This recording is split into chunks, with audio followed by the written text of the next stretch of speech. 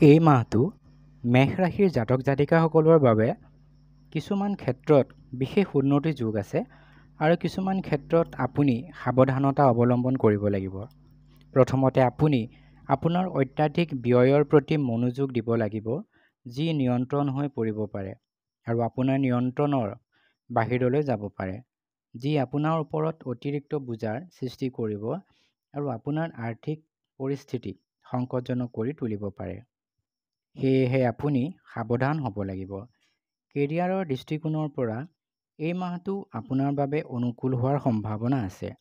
শিক্ষাৰ্থীসকলৰ ক্ষেত্ৰত মাহটোৰ আৰম্ভণিতে বুধ আৰু শুক্ৰ পঞ্চম গৃহত বিৰাজমান হৈ আপোনাক এগৰাকী ভাল শিক্ষাৰ্থী হোৱাত সহায় কৰিব।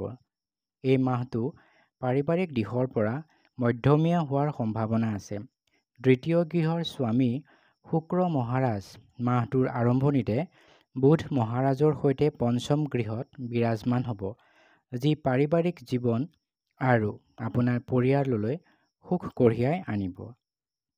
আপোনাৰ প্ৰেমৰ সম্পৰ্কৰ ক্ষেত্ৰত মাহটোৰ আৰম্ভণিতে পঞ্চম গৃহত বুধ আৰু শুক্ৰৰ দৰে শান্ত গ্ৰহ উপস্থিত থাকি আপোনাৰ প্ৰেম জীৱনলৈ গভীৰতা কঢ়িয়াই আনিব।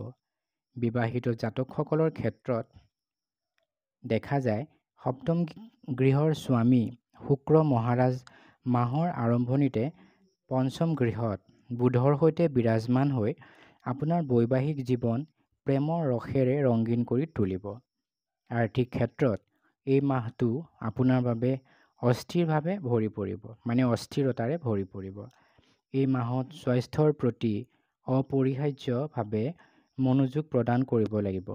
আপোনাৰ ৰোগ প্ৰতিৰোধ ক্ষমতা বৃদ্ধি হ'ব, কিন্তু আপোনাৰ একাদশ গৃহত স্থিত পশ্চাদগামী শনিৰ দৃষ্টি আপোনাৰ ৰাশিত পৰাৰ বাবে মাজে মাজে কোনো স্বাস্থ্যজনিত সমস্যাই দেখা দিব পাৰে।